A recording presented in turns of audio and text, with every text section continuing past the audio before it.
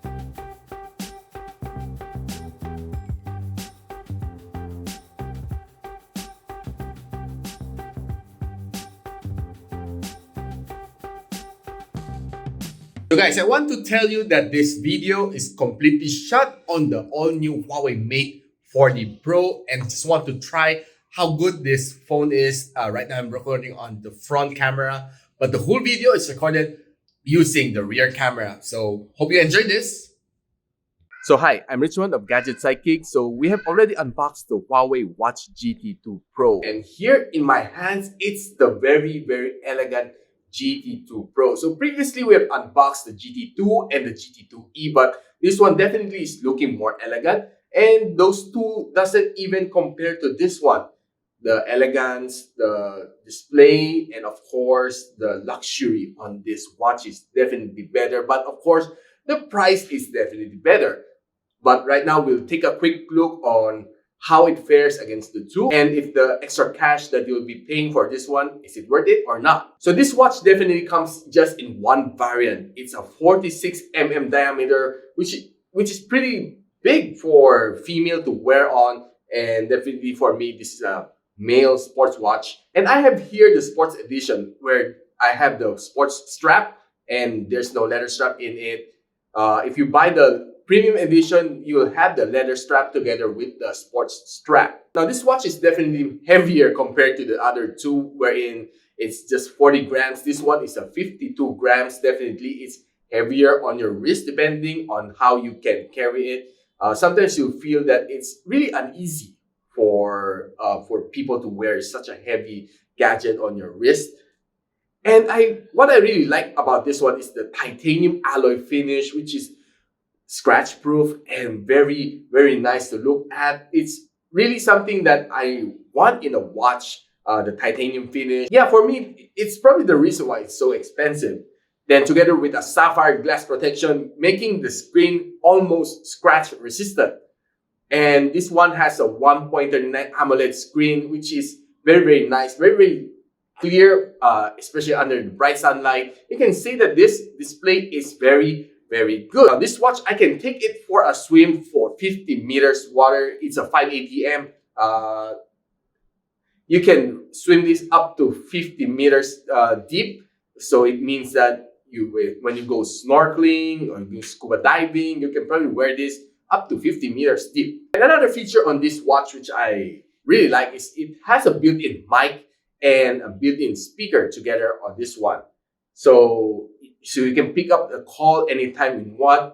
Well, of course, you won't really do that in public, don't you? Okay, so we have seen the basic of what this watch can do right now. Why not let's take this little badass for a swim, don't you?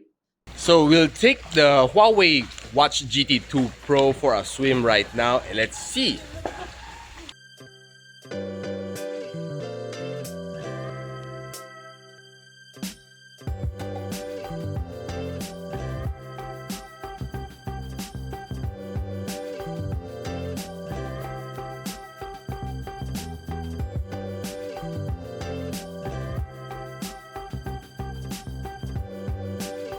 So after 15 minutes of huffing and puffing under the pool, here is my result. Really taking the breath out of me. We have taken a quick swim with this watch, and it's really nice underwater. It's very, very bright and vibrant.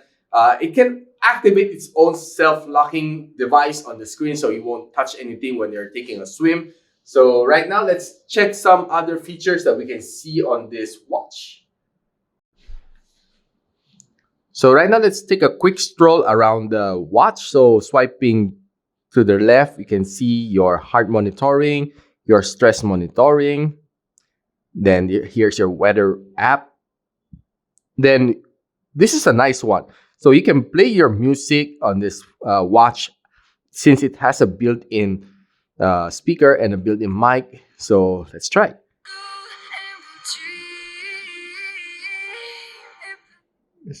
Not bad, right?